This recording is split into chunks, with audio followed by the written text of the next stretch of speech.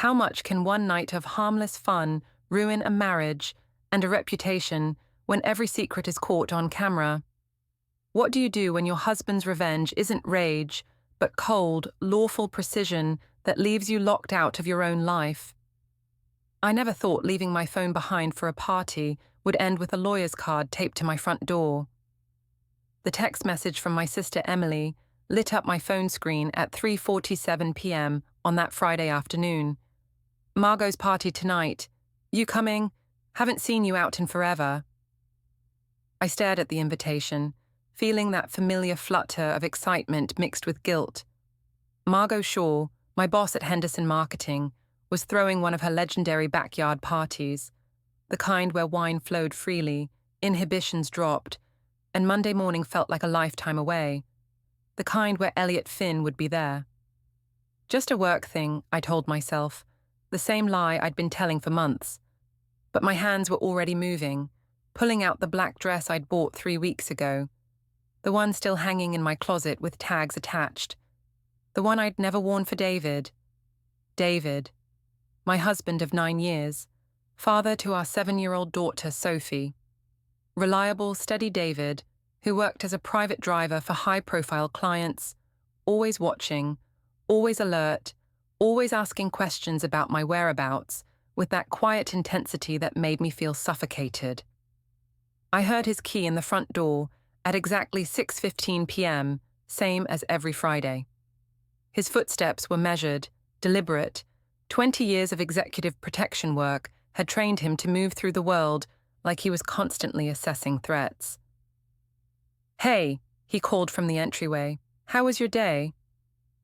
"Good," I replied, checking my reflection one more time. The dress hugged my curves perfectly, and the new perfume, Chanel No. 5, not the drugstore stuff I usually wore, made me feel sophisticated, dangerous. "I'm going to Margot's party tonight, work thing." David appeared in the bedroom doorway, still in his black suit and tie. His dark eyes took in my appearance with that same careful attention he gave everything else. I saw him notice the dress, the perfume, the way I'd spent an hour on my hair and makeup for a work thing. "What time will you be home?" he asked quietly. "Not sure. You know how these things go. Probably late." I grabbed my purse, then made a show of plugging my phone into the charger on the nightstand. "Actually, I'm leaving this here. I need a break from screens tonight. Just want to relax and have fun with the girls." It was a calculated move. No phone meant no tracking, no constant check-ins, no digital trail of where I went or who I talked to. It meant freedom. David's expression didn't change, but I caught something flickering in his eyes. "The girls?" "Yeah, you know, Margot, Harper, some of the other women from the office." The lies came so easily now. "I'll probably crash at Emily's if it gets too late. Don't want to wake you and Sophie." He nodded slowly. "Drive safe." I kissed his cheek, a quick, perfunctory gesture, and headed for the garage. The BMW he'd bought me last year gleamed under the fluorescent lights. I didn't think about the fact that it was technically his business vehicle, registered to his security company. I didn't think about the GPS tracking systems he installed in all his fleet cars for client safety. I just thought about Elliot's smile and the way he'd been looking at me during our lunch meetings lately. The drive to Margot's house in Westfield took 23 minutes. I spent the entire time rehearsing conversations, imagining scenarios where Elliot and I might find ourselves alone on the back patio, maybe sharing a drink and talking about something other than quarterly marketing reports. Margot's house was already buzzing with activity when I arrived at 7:45 p.m. Cars lined both sides of the street, and I could hear laughter and music drifting from the backyard. I parked 3 blocks away. Parking was impossible closer, and walked back in my heels, feeling giddy and untouchable. "Lavinia," Margot greeted me at the front door with a wine glass already in hand. "You look amazing. That dress is killer." "Thanks," I smiled, accepting the glass of white wine she pressed into my hands. "Where is everyone?" "Backyard, mostly. Food's on the kitchen island, bars set up by the pool. She leaned closer, lowering her voice conspiratorially. Elliot's been asking if you were coming. My heart skipped. Really? Really? He's out on the patio with some of the marketing crew, looking very single and very available, if you know what I mean. I felt heat rise in my cheeks. This was it. This was my night. The backyard was strung with fairy lights, and the pool glowed blue in the gathering dusk. About 30 people milled around, co-workers, friends of friends, the usual mix of Henderson Marketing's social circle. I spotted Elliot immediately, sitting on the sectional sofa near the fire pit, laughing at something Harper was saying. He looked up as I approached, and his face lit up with that crooked smile that made my stomach flip. "There she is," he said, standing to give me a hug that lasted just a moment too long. "I was starting to think you weren't coming." "Wouldn't miss it," I replied, hyper-aware of how his hand lingered on my lower back. "How's the party so far?" "Better now," he said, and I felt that familiar thrill of being wanted, being desired. When was the last time David had looked at me like that? When was the last time he'd made me feel like the most interesting person in the room? We settled onto the sectional with Harper and a few others from the office. The wine flowed, the conversation sparkled, and I felt myself relaxing for the first time in months. No phone buzzing with David's check-in texts. No 7-year-old needing help with homework. No mother-in-law dropping passive-aggressive comments about my parenting. Just me, being myself, feeling alive. As the evening wore on, the group gradually dispersed. Harper went inside to help Margot with something. Others drifted toward the pool or the bar. By 9:30, it was just Elliot and me on the sectional, our conversation growing more intimate, more charged. "I have to tell you something," he said, leaning closer. The fairy lights cast shadows across his face, making him look mysterious, irresistible. "I've been thinking about you a lot lately." "Yeah?" I whispered, my heart pounding. "Yeah, about us. About what it might be like if—" He trailed off, but his meaning was clear. I should have stopped it there. Should have made some excuse and gone home to my husband and daughter. But the wine, the atmosphere, the way Elliot was looking at me, it was intoxicating. Instead, I leaned into him, resting my head against his chest. His arm came around my shoulders, and for a moment, I felt perfectly content. This was what I'd been missing. This connection, this excitement, this feeling of being truly wanted. "This is nice," I murmured, closing my eyes and letting myself sink into the fantasy that this was my life, that I was single and free and could do whatever I wanted without consequence. "It is," he agreed, his voice low and warm against my hair. I was so lost in the moment that I didn't notice when the music stopped. Didn't see the other partygoers turning to look at something behind us. Didn't sense the presence that had appeared at the edge of the patio, like a shadow given form. It wasn't until Elliot's body went rigid beneath me that I opened my eyes, and found myself staring directly at my husband. David stood 5 feet away, still in his dark clothes, holding his phone up like a weapon. The screen glowed in the darkness, and even from a distance, I could see what was displayed there. A photo of me and Elliot, time-stamped 9:47 p.m. My head on his chest, his arm around my shoulders, both of us looking intimate and guilty as hell. The silence stretched between us like a live wire. 30 pairs of eyes watched as my carefully constructed evening crumbled into dust. Time moved like molasses as I stared at David across the patio. His face was completely calm. No rage, no shouting, no dramatic confrontation. Just that steady, professional composure that had served him well in his security work. It was terrifying. "David," I started, scrambling to sit up properly, putting distance between myself and Elliot. "What are you doing here?" He didn't answer. Instead, he held up his phone again, the screen clearly showing the photo he'd just taken.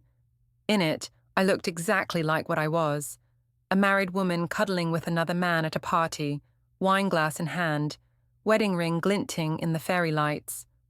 "How did you—" I began, but he was already turning away.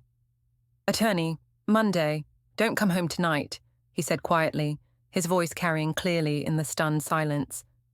Then he walked back through the side gate he'd apparently entered through, disappearing into the darkness as suddenly as he'd appeared. The entire encounter had lasted maybe 10 seconds. "Holy shit," someone whispered from across the patio. I stood up shakily, my legs suddenly unsteady. "David, wait," I called, stumbling after him in my heels. But by the time I reached the front yard, his car was already pulling away from the curb 2 blocks down.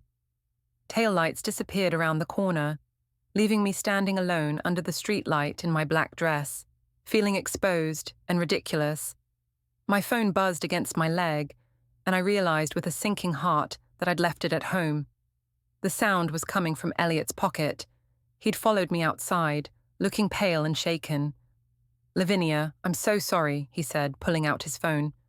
"I had no idea he was— How did he even know you were here?" I stared at the device in his hand, watching as a text notification popped up. Not for him, for me. David had somehow sent a message to Elliot's phone, knowing I'd see it. The message was simple. "Attorney, Monday. Don't come home tonight."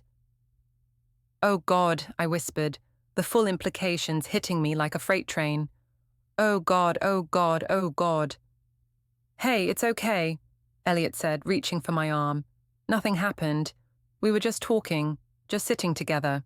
It's not like we were—" "It doesn't matter what we were doing," I cut him off, panic rising in my throat. "You don't know David. He doesn't make empty threats. If he says attorney, he means attorney." Behind us, I could hear the party slowly resuming, but the energy had shifted. People were talking in hushed tones, and I caught fragments of conversation drifting through the open windows. "Did you see his face?" "She's married." "I feel bad for the guy." "Talk about awkward." Margot appeared at my elbow, looking concerned and slightly annoyed. "Lavinia, honey, what just happened? Who is that man?" "My husband," I said numbly. "Your husband?" Her voice pitched higher. "I thought you said you were single. You never mentioned—" "I'm not single," I admitted, the words tasting like ash. "I'm married.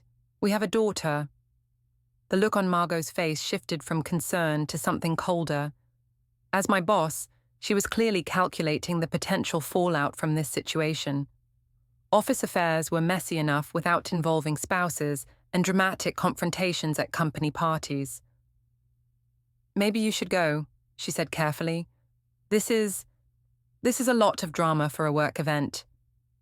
"Go where?" I asked desperately. "He told me not to come home." Elliot stepped closer. "You can stay at my place tonight, just until you figure things out. As friends," he added quickly, but I could see the uncertainty in his eyes. This wasn't how either of us had imagined the evening going. I nodded, not trusting myself to speak. What choice did I have? I couldn't go home. David had made that clear. I couldn't call Emily without my phone, and even if I could, how would I explain this mess? I'd told so many lies about where I was going and who I'd be with. The drive to Elliot's apartment was silent and tense. He lived in a modern complex about 15 minutes from Margot's house, and I spent the entire trip staring out the window, trying to process what had just happened. How had David known where I was? I'd left my phone at home specifically to avoid being tracked. I'd told him it was a girls' night, that I might stay at Emily's. I'd covered all my bases. Hadn't I? "I don't understand," I said as Elliot unlocked his apartment door. "How did he find me?" Elliot shrugged, looking uncomfortable. "Maybe someone told him, or he followed you." But that didn't make sense either. David worked until 6:15 every Friday, and I'd left the house at 7 yards. He couldn't have followed me without me noticing. I'd been checking my rearview mirror out of habit, the same way any married woman sneaking around would. The apartment was nice, modern furniture, clean lines, the kind of bachelor pad I'd fantasized about visiting under very different circumstances. Now it just felt like a trap. "You can take the couch," Elliot said, grabbing a spare pillow and blanket from the closet. I'll sleep in my room. This doesn't have to be weird. But it was weird. Everything about this situation was weird and wrong, and getting worse by the minute. I accepted the bedding and tried to settle in for what I knew would be a sleepless night. Through the thin walls, I could hear Elliot moving around in his bedroom, probably as confused and worried as I was. At 2:17 a.m., according to the cable box display, I gave up on sleep entirely. I kept replaying the moment David had appeared on that patio, the way he'd materialized out of nowhere, like some kind of ghost, phone already in hand, photo already taken. It was too smooth, too professional. Like he'd been watching for a while before making his move. Like he'd known exactly what he was going to find. Dawn was breaking when I finally heard Elliot's alarm go off. He emerged from his bedroom looking as rough as I felt, hair disheveled and eyes puffy from lack of sleep. "Coffee?" he offered weakly. "Please."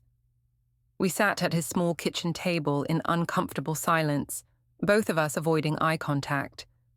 In the harsh morning light, last night felt like a dream, or more accurately, a nightmare. "I should probably take you home," Elliot said finally, "so you can talk to David, explain what happened." "He told me not to come home," I reminded him. "Yeah, but that was last night, when he was angry. Maybe he's cooled off by now." I doubted it. David didn't make decisions in anger. He made them carefully, methodically, after considering all the angles. If he'd told me not to come home, he'd meant it. But I couldn't stay at Elliot's apartment forever. And I needed to get my phone, needed to call Emily or my parents, needed to start doing damage control. The drive back to my house took 12 minutes. 12 minutes during which I rehearsed apologies and explanations, trying to find the words that would make David understand that nothing had really happened, that it was just innocent flirtation, just a moment of weakness, just... The first thing I noticed was that David's car wasn't in the driveway. The second thing I noticed was the white card taped to the front door. "What's that?" Elliot asked, pulling into the driveway behind my BMW. I got out of his car on shaking legs and walked to the front door. The card was business-sized, expensive-looking cardstock with elegant lettering, Paytel and Yoon, LLP Family Law Attorneys, Margaret Yoon, Esq, specializing in divorce and custody matters. Taped beneath it was a folded piece of paper with my name written on it in David's careful handwriting. Inside was a brief typed note. "Lavinia, emergency hearing scheduled for Monday, 8 a.m. You will need legal representation. Joint accounts have been frozen per court order. Do not attempt to contact me directly. All communication should go through attorneys. David." My hands were shaking so hard I could barely hold the paper. "He filed for divorce," I whispered. "He actually filed for divorce." "That's impossible," Elliot said, reading over my shoulder. "It's Saturday morning. Courts aren't even open. He couldn't have filed anything yet." But as I tried my key in the front door, I discovered David had done something else that should have been impossible. He'd changed the locks. The key that had worked perfectly yesterday now turned uselessly in a mechanism that no longer recognized it. I was locked out of my own house. I stood on my own front porch, staring at the unfamiliar lock, trying to process the speed at which my life was unraveling. Beside me, Elliot shifted uncomfortably, clearly regretting his decision to drive me home. "Maybe there's a back door," he suggested weakly. I walked around the house, checking every entrance I could think of. The back door, the basement entrance, even the sliding door from the deck, all of them had been changed. David had been thorough. "This is insane," I said, more to myself than to Elliot. "You can't just lock someone out of their own house. I live here. My name is on the mortgage." But even as I said it, I remembered David's background in security. He knew about locks, about legal procedures, about protecting assets. If he'd done this, he'd done it right. My phone was still inside, charging on the nightstand, where I'd left it as part of my elaborate deception. Without it, I felt completely cut off from the world. No way to call my parents, my sister, or anyone who might help me figure out what to do next. "Can I borrow your phone?" I asked Elliot. He handed it over reluctantly, and I dialed Emily's number from memory. It rang 4 times before going to voicemail. It's me. I'm using Elliot's phone because it's complicated. Can you call me back at this number? I really need to talk to you."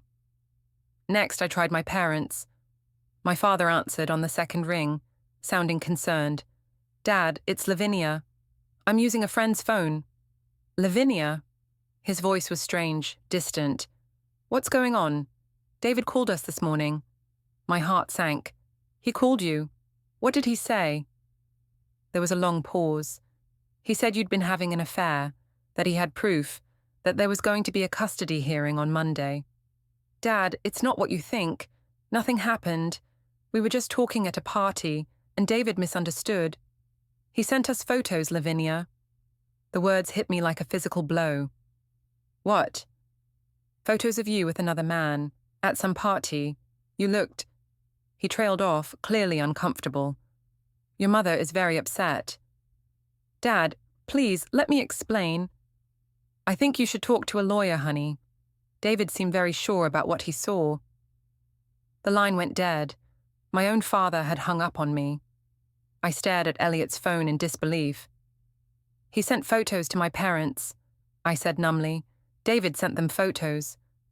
Elliot's face went pale. "What photos?" "The ones he took last night, of us on the couch." I felt sick imagining my parents seeing that image, their daughter cuddled up with another man while her husband and child were at home. Oh God, what about Sophie? Where is Sophie?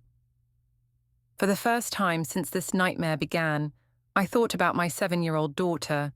She'd been staying overnight at David's mother's house, the way she did most Friday nights. Did she know what was happening? Had David told her anything? I dialed Loretta's number, my hands shaking. "Hello?"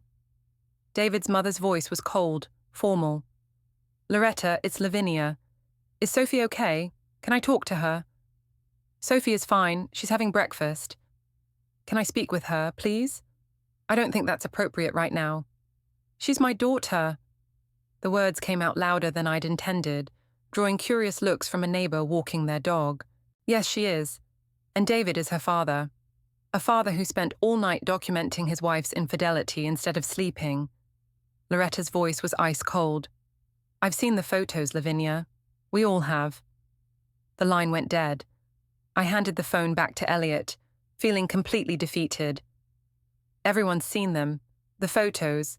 David sent them to everyone." "Maybe we should go," Elliot said, glancing around nervously. "Your neighbors are starting to stare." He was right. Mrs. Patterson from across the street was pretending to water her flowers while obviously watching our drama unfold. The couple from 2 houses down had slowed their morning jog to a crawl as they passed by. We got back in Elliot's car, but I had nowhere to go. My parents weren't speaking to me. Emily wasn't answering her phone. I was locked out of my house with nothing but the clothes I'd worn to the party. "There's a Starbucks down the street," Elliot said. "We can get coffee and figure out what to do next." The Starbucks parking lot became my temporary command center. Elliot went inside to order while I sat in his passenger seat, using his phone to try reaching Emily again. This time, she answered. "Lavinia, what's going on? I got your message, but—" Thank God. I need help. David locked me out of the house and—" "I know," she interrupted. "He called me too, and Mum and Dad. And he sent—" She paused. "Livy, what were you thinking?" The nickname she'd used since we were kids made me start crying. It wasn't what it looked like. We were just talking, just sitting together. Nothing happened. The photo doesn't look like nothing. You've seen it too. Everyone's seen it. It's all over social media. My blood ran cold. What do you mean, all over social media? People from the party posted about it, about your husband showing up and catching you with another guy. It's like a soap opera, Livy. People are sharing it, commenting on it. Iris, caught cheating is trending in our area. I felt like I was going to throw up. People are posting about me online. Photos, videos, commentary. Someone even made a TikTok about it. When your husband has trust issues but turns out to be right. Emily's voice was gentle but firm. Livy, you need to get ahead of this. You need to control the narrative before it gets worse. But how could I control a narrative when I didn't even understand how it had started? How had David known where to find me? How had he gotten to the party so quickly? How had he managed to file legal papers on a weekend? Elliot returned with coffee and a concerned expression. There are people inside talking about you, he said quietly. About us. Someone recognized me from the photos online. I took his phone and opened Instagram. It didn't take long to find what Emily was talking about. Margot had posted a story about her epic party drama with laughing, crying emojis. Harper had shared a video of the aftermath, showing me stumbling after David in the front yard. Someone else had posted the photo David took, somehow gotten from one of the witnesses. The comments were brutal. Imagine getting caught like this. Her poor husband. She looks guilty AF. Hope he takes her for everything. What about their kids? I scrolled through dozens of similar comments, each one feeling like a knife to the chest. These were people I worked with, socialized with, considered friends, and they were all talking about me like I was entertainment. I need to make a statement, I said, handing the phone back to Elliot. I need to tell my side of the story. Maybe that's not a good idea right now, he said carefully. Maybe you should talk to a lawyer first. But I was already composing a Facebook post in my head, something that would explain the situation, make people understand that this was all a misunderstanding, blown out of proportion by a controlling husband with trust issues. Can I use your phone to post something? I don't have access to my accounts without my phone. Elliot looked uncomfortable but handed over the device. I logged into Facebook and started typing. I want to address the rumors and photos circulating about last night. My husband has serious trust and control issues that have made our marriage extremely difficult. What people saw was an innocent conversation between friends that he chose to interpret in the worst possible way. I'm devastated that he would violate my privacy by sharing photos without my consent and involving our families in his paranoid accusations. I hope people will remember that there are always two sides to every story. I hit post before I could second-guess myself. The response was immediate and not what I'd expected. Instead of sympathy and support, the comments were even harsher. Girl, you were literally cuddling with another man. This is not the defense you think it is. Maybe don't cheat if you don't want to get caught. Your husband seems pretty calm for someone with control issues. I deleted the post after 10 minutes, but screenshots had already been taken. My attempt to control the narrative had only made things worse. We should go, Elliot said, looking around the parking lot nervously. People keep staring. But where could we go? I tried calling a hotel to book a room, only to discover that my credit cards had been declined. David hadn't been bluffing about freezing the accounts. I can't even get a hotel room, I told Elliot. My cards don't work. He looked increasingly uncomfortable with the situation. Look, Lavinia, maybe you should call that lawyer whose card was on your door. Get some professional advice about your rights. With what money? David froze everything. Most divorce lawyers will do a consultation for free. I stared at the business card I'd crumpled in my purse. Margaret Yoon, Family Law. This was really happening. After 9 years of marriage, I was sitting in a Starbucks parking lot, locked out of my house, preparing to call a divorce attorney. The irony wasn't lost on me. 24 hours ago, I'd been planning an innocent evening of flirtation and fun. Now I was facing the complete destruction of my life. And the worst part was, I still didn't understand how David had orchestrated all of this so quickly and thoroughly. It was like he'd been planning for this moment, waiting for me to give him the ammunition he needed. As I dialed the attorney's number, one thought kept echoing in my mind. How had he known exactly where to find me? Margaret Yoon's office was located in a gleaming downtown high-rise, the kind of building that screamed expensive legal services. I sat in the waiting room at 2 p.m. that Saturday afternoon, still wearing my party dress from the night before, feeling completely out of place among the leather furniture and law books. The attorney who finally called me into her office was younger than I'd expected, maybe 40, with sharp eyes and an even sharper suit. She gestured for me to sit across from her massive mahogany desk. "Mrs. Greer," she began, opening a thick file folder. "I understand you're here about the emergency hearing scheduled for Monday morning." "Emergency hearing," I repeated. "I don't understand how any of this is possible. Courts don't work on weekends." Ms. Yoon's expression was professionally neutral. "Actually, emergency custody and asset protection orders can be filed and granted outside normal business hours when there's evidence of potential harm to a child or risk of asset dissipation. Your husband filed his petition Friday evening and received a temporary order this morning. But that's impossible. He was at work until 6:15 Friday. The party didn't even start until—" I stopped, realizing how that sounded. "Mrs. Greer, I've reviewed the documentation your husband's attorney provided to the court. The evidence package is quite comprehensive." She opened the folder and spread several photographs across the desk. My heart sank. There I was, clear as day, head resting on Elliot's chest, his arm around my shoulders, both of us looking intimate and comfortable.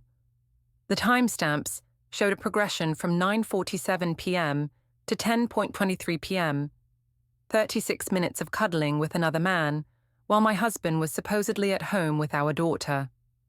"These photos were taken from a public sightline," Ms. Yoon continued. "Your husband was legally positioned on adjacent property when he observed and documented your interaction with Mr. Finn." "Adjacent property?" "The neighbor's side yard, which borders the party location. He had every right to be there, and every right to photograph what was visible from a public vantage point." I stared at the photos, trying to understand the timeline. But how did he know I was there? "I left my phone at home specifically to avoid being tracked." Ms. Yoon consulted another document. "The vehicle you drove to the party is registered to your husband's security company, Greer Executive Protection. As a commercial fleet vehicle, it's equipped with GPS monitoring for insurance and liability purposes. You signed a disclosure acknowledging this when you were added as an authorized driver." The words hit me like a physical blow.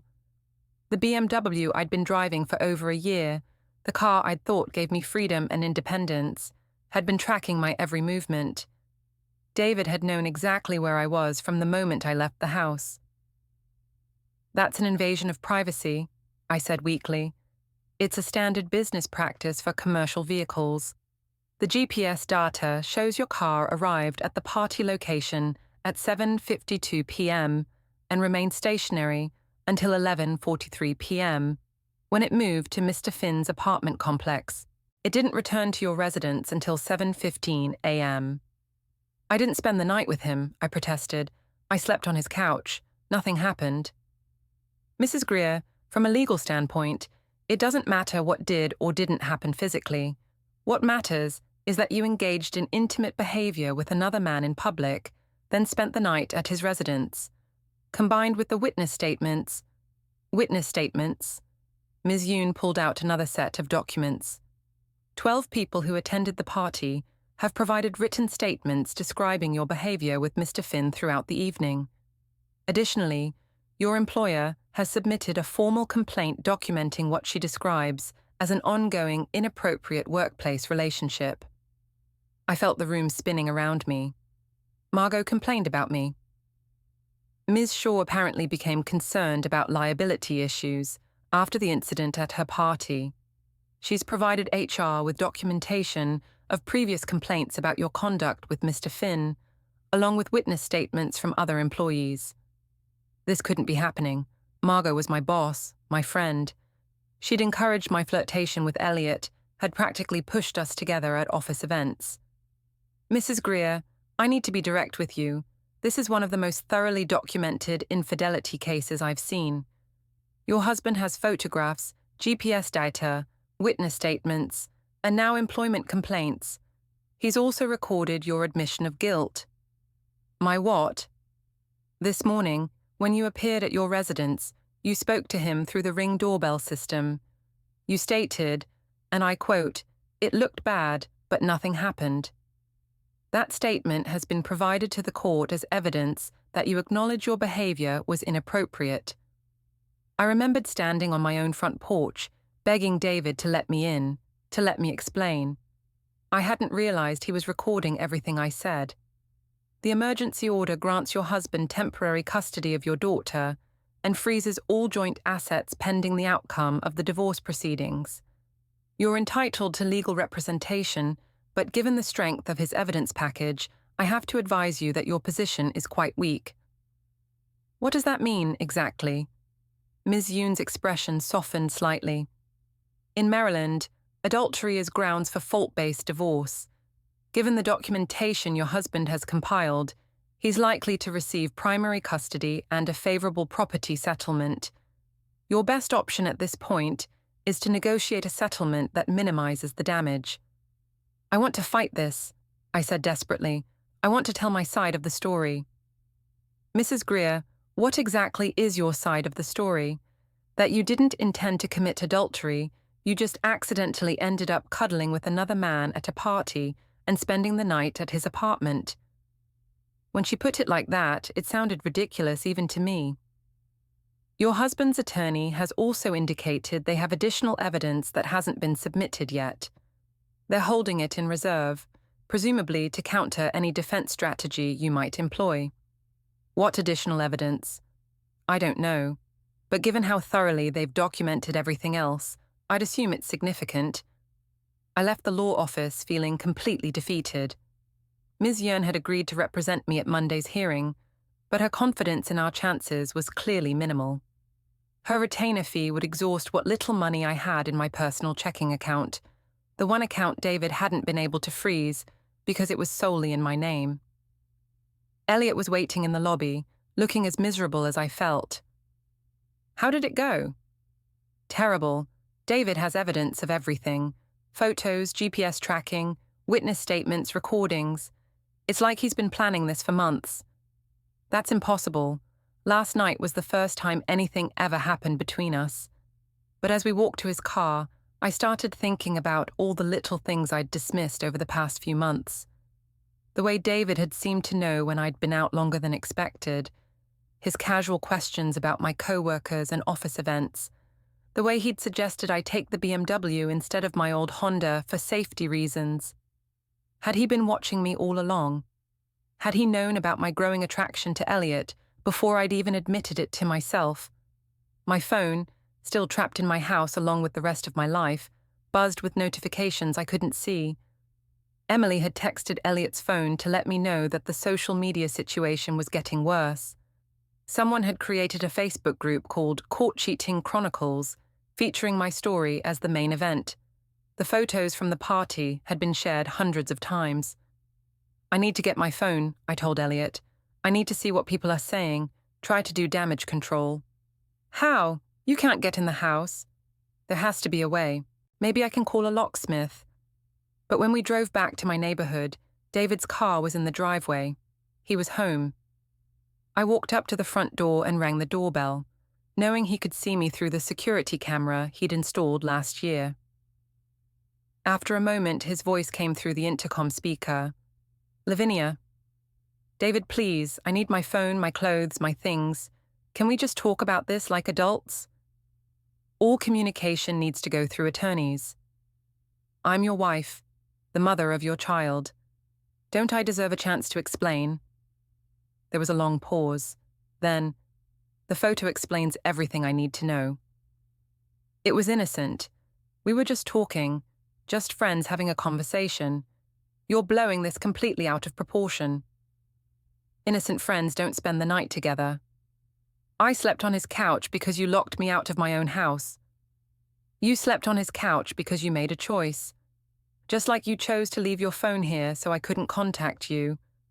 Just like you chose to lie about where you were going and who you'd be with.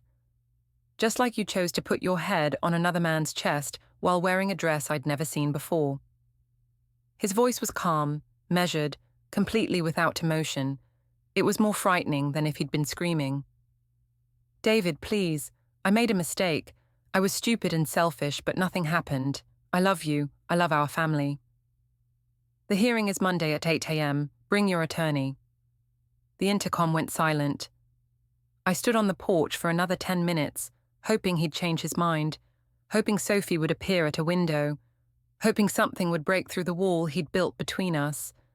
But the house remained silent and locked against me. As Elliot and I drove away, I noticed Mrs. Patterson across the street taking photos of us with her phone. By tomorrow, those would probably be online too, adding to the digital record of my humiliation. Where do you want to go? Elliot asked. I didn't have an answer. I had no home, no money, no family support, and no friends willing to help. In less than 24 hours, my entire life had collapsed, and I still didn't fully understand how David had orchestrated it all so perfectly. But I was beginning to suspect that last night hadn't been the beginning of his plan. It had been the end of it. Sunday morning arrived grey and drizzling, matching my mood perfectly. I'd spent another restless night on Elliot's couch, staring at the ceiling and trying to understand how my life had imploded so completely. Every time I closed my eyes, I saw David's face in the fairy lights, calm and controlled, holding up that damning photograph. Elliot emerged from his bedroom looking haggard. The stress of the situation was clearly getting to him too. Having a married co-worker's drama explode in his apartment wasn't exactly how he'd planned to spend his weekend. Coffee? He offered, the same weak gesture he'd made yesterday morning. Please. I accepted the mug gratefully, wrapping my hands around it for warmth. I've been thinking about what my lawyer said, about additional evidence David might have. What kind of additional evidence? I don't know, but she seemed worried about it. I took a sip of the coffee, trying to organize my thoughts. Elliot, I need to ask you something, and I need you to be completely honest with me. He sat down across from me at the small kitchen table. Okay. How long have we been flirting? At work, I mean. When did it start? He looked uncomfortable. I don't know. A few months, maybe. It was just innocent stuff at first. Compliments, longer conversations, that kind of thing. Did anyone notice? Did anyone ever say anything to you about it? Well, he hesitated. Harper mentioned something once, about how we seemed close, and Julian from HR made a joke about us being work spouses. My heart sank. Julian Park was Henderson Marketing's HR manager, a by-the-book guy who took workplace relationships very seriously. If he'd noticed our interactions enough to comment on them, he'd definitely noticed enough to document them. What exactly did Julian say? Just something about how we spent a lot of time together for people who weren't actually married. It was a joke, Lavinia. Nobody thought anything serious was happening. But I was beginning to realize that David might have thought something serious was happening. And if David thought it, he would have investigated it. My phone, still trapped in my house, buzzed with a notification I couldn't see. Elliot's phone had been pinging all morning with messages and calls from people at work, friends wanting to know what was going on, reporters who'd somehow gotten his number. Can I see your phone? I asked. I want to check my social media accounts.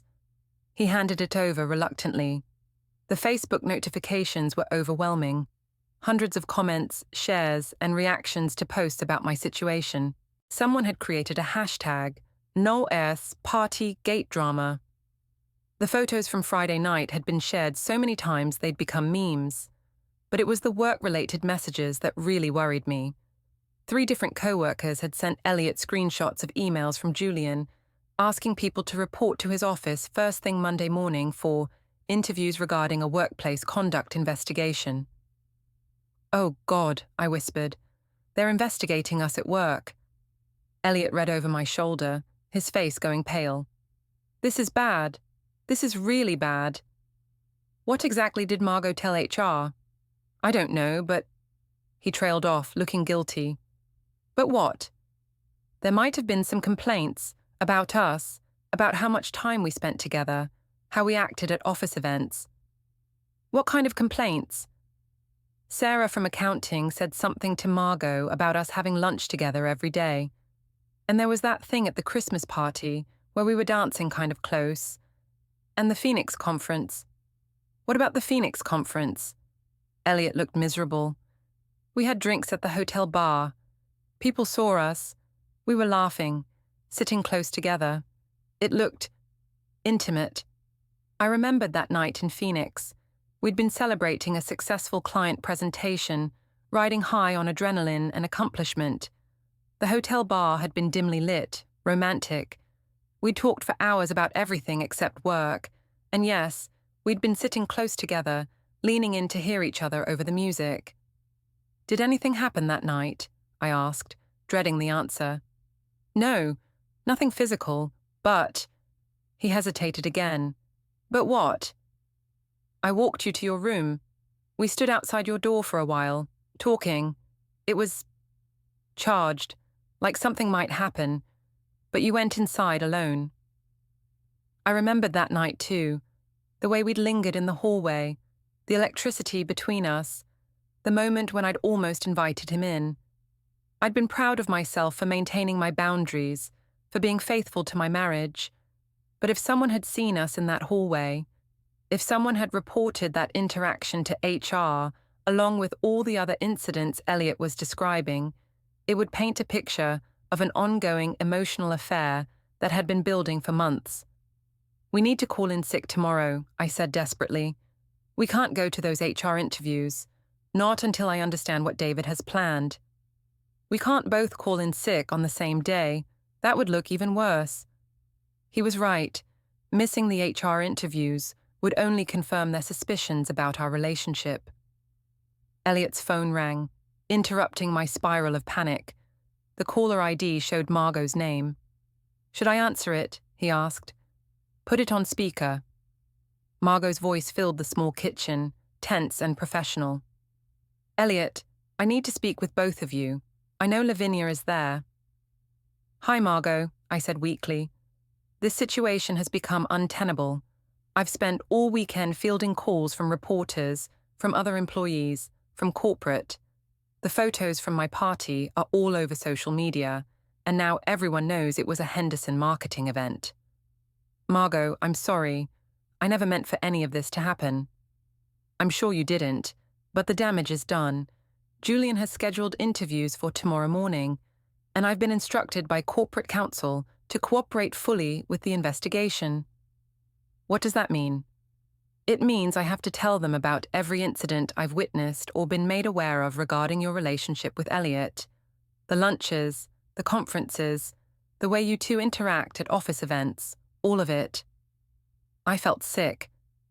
Margot had been the one encouraging our flirtation, making jokes about our work marriage, practically pushing us together at company functions. Now she was going to throw us under the bus to protect herself and the company. There's something else, she continued. Lavinia's husband contacted our legal department this morning. He's provided them with what he calls a complete documentation package of your workplace relationship. What kind of documentation? I asked, though I was afraid I already knew. I don't have all the details, but apparently he's been investigating you for some time. He has records of your lunch dates, your conference travel, your work schedules. He even has photos of you two together at various company events. The room started spinning. David had been watching me for months, documenting my interactions with Elliot, building a case against me, one lunch date at a time. The company's position is clear, Margot continued. We cannot tolerate workplace relationships that create liability issues or disrupt the work environment. Given the public nature of this incident and the evidence of an ongoing, inappropriate relationship, corporate has decided to terminate both of your employment effective immediately. You're firing us? Elliot asked, his voice cracking. Your final paychecks will be mailed to you. Please don't come to the office tomorrow. Security has been instructed not to allow you on the premises. The line went dead. I stared at Elliot's phone in shock. In the span of 3 days, I'd lost my marriage, my home, my daughter, and now my job. Everything I'd built over the past 9 years was gone. "This is insane," Elliot said, running his hands through his hair. "We didn't do anything wrong. We never even kissed, never had sex, never—" "It doesn't matter," I interrupted, finally understanding the scope of David's plan. "Don't you see? He's been building this case for months. Every lunch we had together, every conference we attended, every time we talked in the break room, he was documenting all of it." "How? How could he possibly know about our work interactions?" I thought about David's job as a private driver for high-profile clients. He spent his days observing, protecting, staying alert to potential threats. Those same skills would make him excellent at surveillance. "He probably followed me," I said slowly. "Watched The Office, took photos of us leaving for lunch together. Maybe he even installed tracking software on my laptop or my work phone." The more I thought about it, the more sense it made. David had access to my devices at home. He could have easily installed monitoring software that would track my location, my communications, my internet activity. He would have known about every flirtatious email, every personal conversation, every moment of growing intimacy between Elliot and me. "But why?" Elliot asked. "If he suspected something, why didn't he just confront you? Why go through all this elaborate surveillance?" "Because he needed evidence. He needed proof that would hold up in court, that would guarantee he'd get custody of Sophie and the majority of our assets." I felt a chill of recognition. "This isn't revenge, Elliot. This is strategy." David hadn't been a jealous husband acting in anger.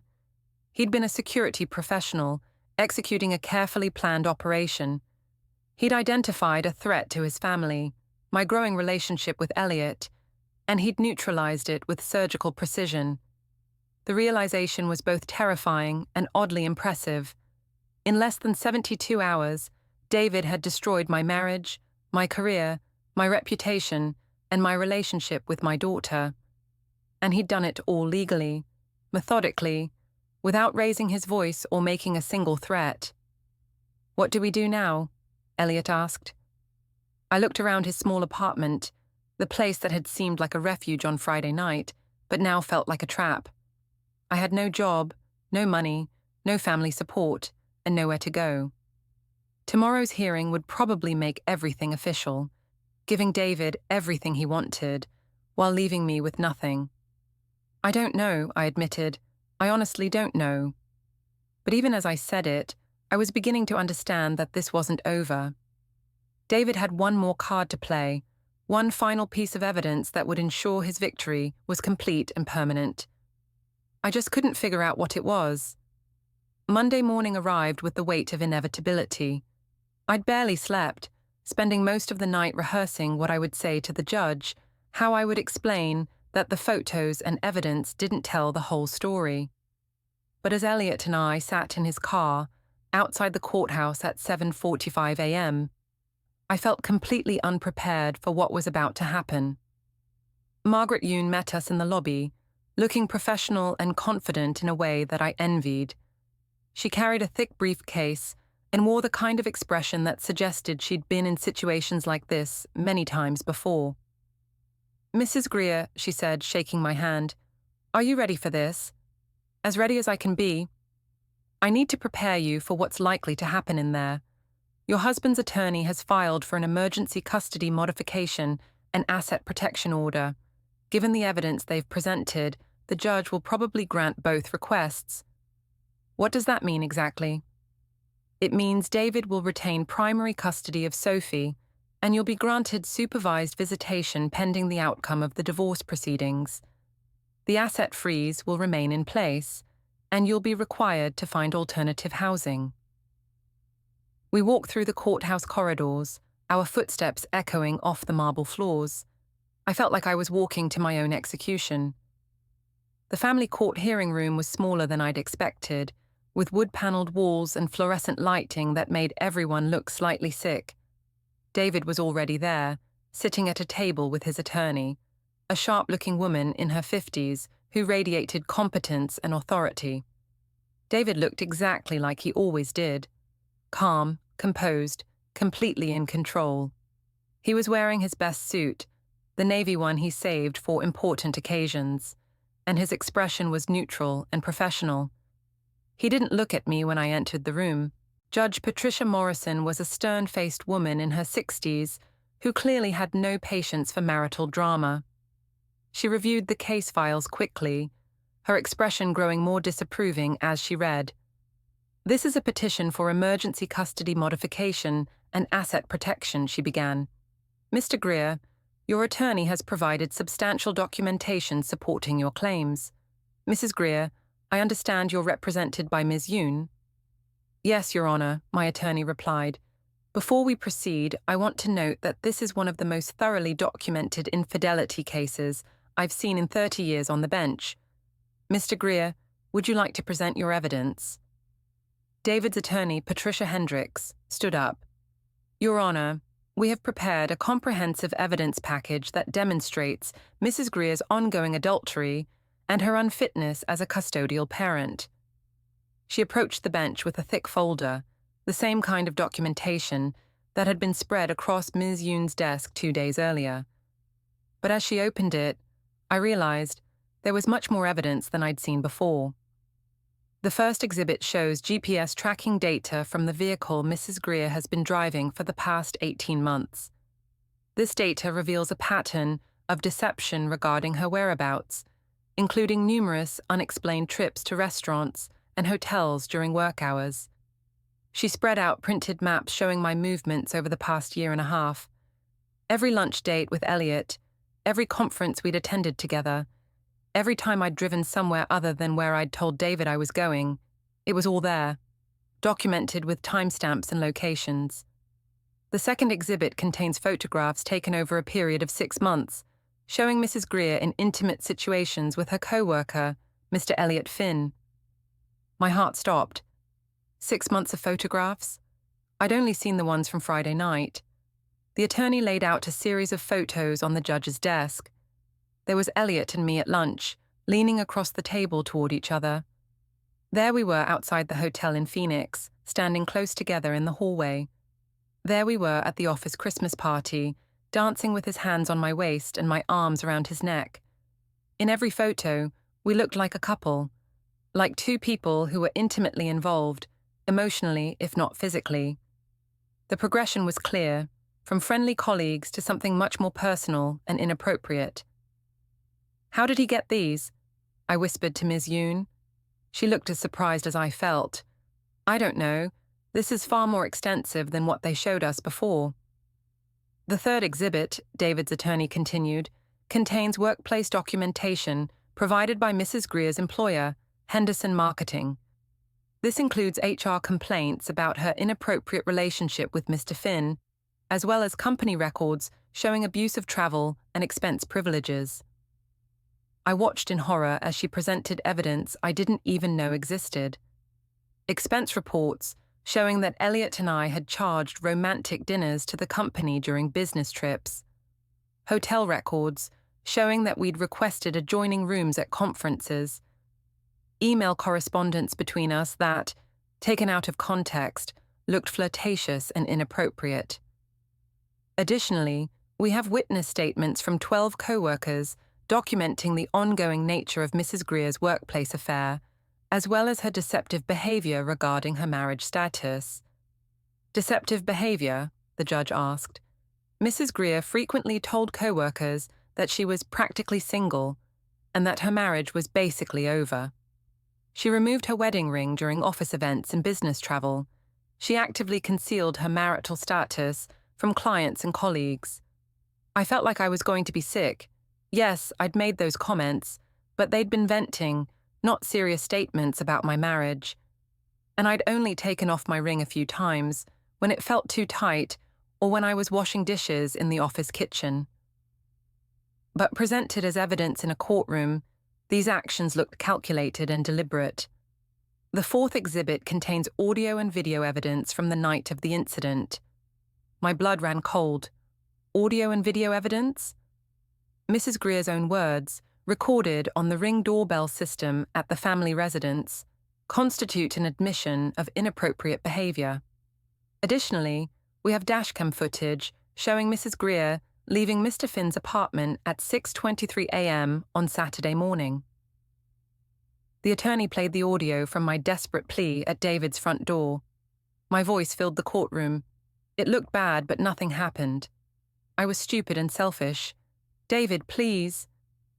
Then she played video footage I'd never seen before, dashcam video from David's car, showing me walking out of Elliot's apartment building in my wrinkled party dress, clearly having spent the night. Finally, Your Honor, we have financial records showing that Mrs. Greer has been systematically hiding assets in preparation for divorce proceedings. What? I said out loud, earning a sharp look from the judge.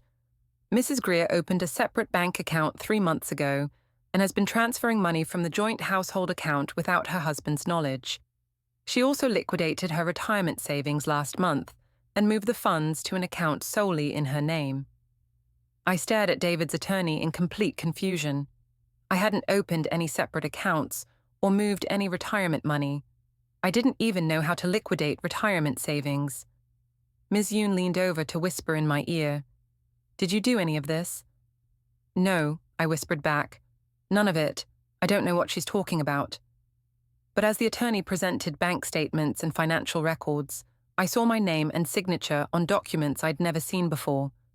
Account applications, transfer forms, withdrawal requests, all apparently signed by me, all moving money out of joint accounts and into accounts David couldn't access. Your Honor, Ms. Yoon stood up. My client denies any knowledge of these financial transactions. We believe there may have been fraud or forgery involved. Mrs. Greer, the judge said sternly, are you claiming that someone forged your signature on these documents? I looked at the papers again. The signatures looked like mine. Not exactly the same, but close enough that a bank employee might not notice the difference. And David had access to documents with my signature.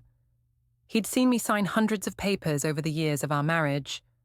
But would he really forge bank documents? Would he really frame me for financial crimes I hadn't committed? I don't know, Your Honor. I didn't sign these papers, but what, Mrs. Greer? I looked across the courtroom at David.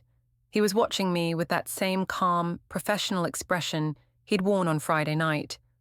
No anger, no emotion, just cool assessment of a situation he was managing. But my husband has access to my personal documents and identification, I said slowly. He could have. He has the skills to... Mrs. Greer, the judge interrupted, are you accusing your husband of forgery? The courtroom fell silent. If I said yes, I'd be accusing David of serious crimes. But if I said no, I'd be admitting to financial fraud that could result in criminal charges against me.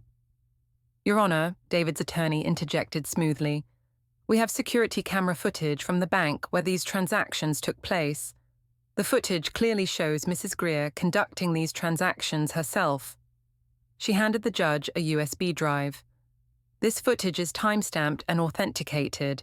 It shows Mrs. Greer opening the separate account on January 15th, making the first transfer on January 22nd, and liquidating her retirement account on February 8th. I felt the walls closing in around me. There was no way I'd been to any bank on those dates. I would have remembered opening accounts and moving money around, unless... Your Honor, I said desperately, I think someone may have used my identity to conduct these transactions. Someone who looks like me, who had access to my personal information. The judge looked skeptical. Mrs. Greer, identity theft is a serious accusation. Do you have any evidence to support this claim? I didn't. I had nothing but my own word against a mountain of documentation that made me look like a lying, cheating wife who'd been planning to leave her husband and steal half their assets in the process. The evidence speaks for itself, Your Honor, David's attorney concluded. Mrs. Greer engaged in an ongoing adulterous relationship, deceived her husband about her whereabouts and activities, spent marital assets on her affair, and attempted to hide community property in preparation for divorce. She has shown herself to be unfit for custody and untrustworthy with family finances. Judge Morrison reviewed all the evidence one more time, her expression growing more disapproving with each document. "Mrs. Greer," she said finally, "I find the evidence against you to be overwhelming and credible. Your behavior has been deceptive, inappropriate, and potentially criminal. I am granting Mr. Greer's petition for emergency custody modification and asset protection." The gavel came down like a gunshot. "Mr. Greer will retain primary physical custody of the minor child.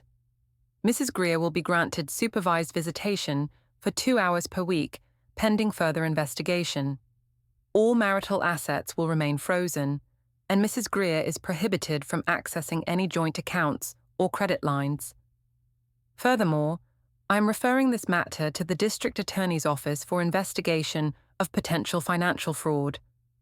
Mrs. Greer, you may face criminal charges related to the unauthorized movement of marital assets." The courtroom spun around me. In less than an hour, I'd lost everything: my daughter, my home, my financial security, and now potentially my freedom. As we filed out of the courtroom, David finally looked at me. His expression was still calm, still professional, but I caught something in his eyes that made my blood run cold. Satisfaction. Complete, total satisfaction. He had won. Not just the hearing, not just the divorce, but everything. He'd destroyed my life so thoroughly that I might actually go to prison for crimes I hadn't committed. "How?" I asked him as we passed in the hallway. "How did you do all of this?" He stopped walking and looked at me with something that might have been pity. 20 years in executive protection," he said quietly. "You learn to identify threats, document evidence, and neutralize problems before they become crises." He paused. "You became a problem, Lavinia. I neutralized you." Then he walked away, leaving me standing in the courthouse hallway with nothing but the clothes on my back and the growing realization that I'd never really known my husband at all.